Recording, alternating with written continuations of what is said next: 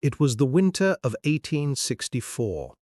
A grey mist hung over the Chemung River, and the wind off the water scraped through the wooden fences of a brand-new prison in upstate New York.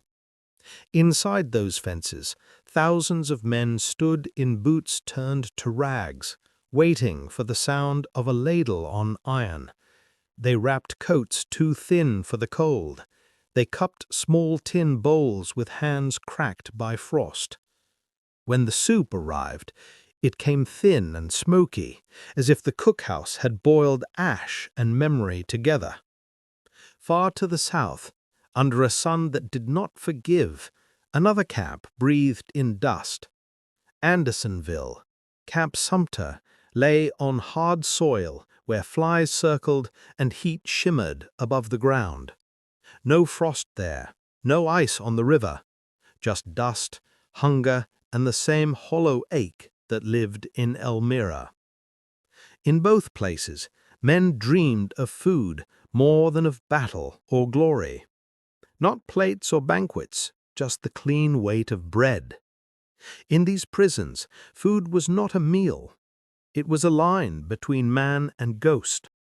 At the start of the American Civil War, imprisonment looked almost orderly. Early facilities like Fort Warren in Boston or Johnson's Island on Lake Erie were built with rooms, kitchens, and schedules. Officers received fresh beef with potatoes 3 times a week, pork or ham on others, and baked beans on Sundays. There was tea and coffee, and often more than a pound of bread per day. Some officers even got care packages from home, boxes filled by families who could not cross the lines but could still send love in the form of food. One Confederate officer, Lieutenant Colonel John Inzer of Alabama, recorded packages that arrived within a single month: 6 pounds of sugar, 3 pounds of coffee, 3 cans of milk, a box of mustard, 5 pounds of butter, 20 pounds of meal, 25 pounds of flour, onions, dried fruit, even cakes and pies. For officers, captivity could taste like patience. For enlisted men, it was already becoming endurance. By mid-1863, the system that kept prisons moving began to fail. The exchange of prisoners broke down, numbers surged, organized barracks gave way to fenced ground, meals turned into rations, and rations into less than enough. Elmira Prison opened in the summer of 1864, built to hold 4,000 men. Within weeks it held more than 12,000. Some slept outside with no blankets, some with no clothing at all. As autumn turned, the New York winter came early and stayed late. The ground froze, the river steamed, the camp breathed ice. Rations began with a routine. Wards of 200 to 240 men entered the cookhouse together. Soup on long tables in mess pans. Bread and meat in the morning, bread and soup at night. Each man was required to bring his own vessel, a tin cup if he had one, a broken canteen, even a bag sewn from a pant leg if he did not. But the routine frayed. Soup stretched thinner, the bread grew sour, meat vanished into the cold air. On the worst mornings, long lines of men moved like shadows toward the cookhouse, hair unkempt, cheeks hollow, breath white as smoke. Then the rats came. They ran the alleys between tents and fences, and men gave chase with stones, shouting like boys at play. There would be a cheer when one was cornered, a quick fire, a little meat divided among friends. In Elmira, the rat was not vermin, it was calories. By winter's deepest week, hundreds were dead from exposure and hunger. The camp did not need silence to feel quiet. The cold did the work. In Georgia, the disaster wore a different shape. Andersonville, designed for 10,000, took in crowds many times larger, until it seemed the fences held not men, but a storm. There were no true shelters. Prisoners dug holes in the earth, stretched scraps of blankets over branches, and called that a roof. Rations in the best of times were set: 10 ounces of hardtack, often full of worms, 2 ounces of salted beef, half a pint of soup, and half a pint of boiled rice. When bread was cut off, a mush of spoiled cornmeal took its place. One man counted 150 worms in 3 portions of that meal. The water came from a single stream that ran through the camp, used to bathe, to wash clothing, to relieve the body, and to drink. It was muddy, brackish, and alive with the camp's disease. For a brief moment, when new prisoners arrived, the sutler's shop opened near the gate. There guards sold food and small goods at impossible prices: a teaspoon of salt for 25 cents, a small biscuit for 50. Turnips in sweet potatoes priced far beyond a starving man's reach. Those who still had Union greenbacks could buy. Most could only watch. A diarist remembered the scene: the famished skeletons standing outside, looking in at the good things, then looking at their money, then at their stomachs, until the money was gone. Andersonville had another kind of fence inside the fence, the deadline, set about 10 feet from the stockade wall. Any man who crossed that invisible line was shot.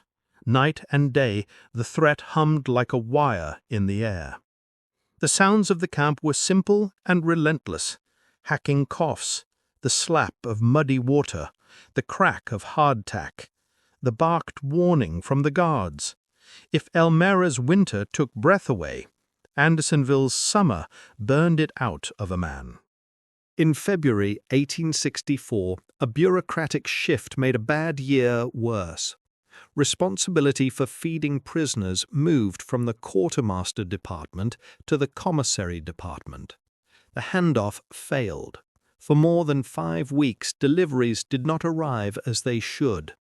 Even after supplies resumed, the system never caught up. Later, the officer in charge of food and shelter, Richard Winder, would claim that prisoners received a pound of meal, a pound of potatoes, and a pound of beef, or half a pound of bacon. The men's diaries did not agree. Michael Doherty of the 13th Pennsylvania Cavalry wrote his days in a small hand. May 8th received 1 pound of bread today, the first since we came here, 3 ounces of beef and a bucket of rice to be divided among 90 men.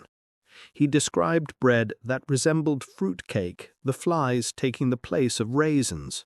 He noted that cooked rations were rare, that wood and utensils were scarce, that men made cakes from cornmeal and dried them in the sun on boards because there was no proper oven.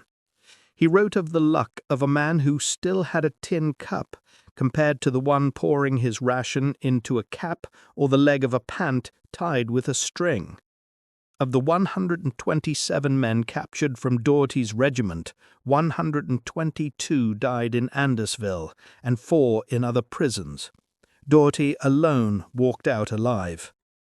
Not every page of the war was filled with rot. Here and there small moments broke through. A Union surgeon at Elmira argued for more blankets and more wood. A guard looked away while a prisoner shared a sip of vinegar, one of the few defenses against scurvy.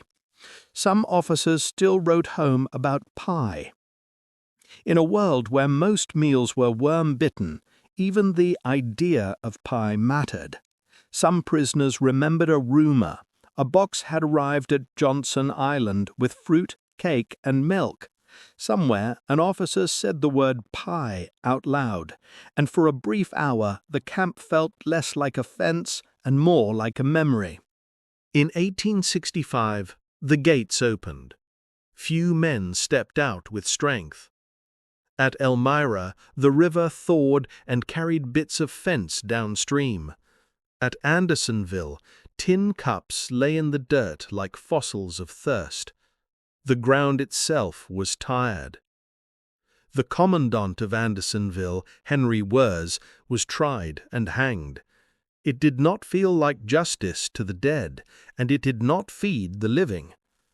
Punishment could not undo the long months when a man measured life by ladles and crumbs. Those who survived carried the sound of prison food in their heads, the scrape of a spoon across an empty pot, the crack of hardtack that broke like stone, the short silence that followed when a single crust passed from one hand to another. In time, grass grew. Fences went gray and fell into the earth.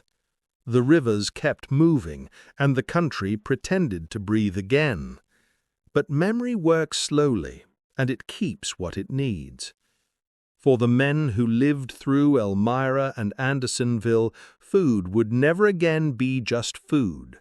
It would be the shape of a cup, the weight of a crust, the risk of a line you could not cross. Because in 1864, behind fences of wood and wire, hunger replaced hope and left a taste that never quite faded.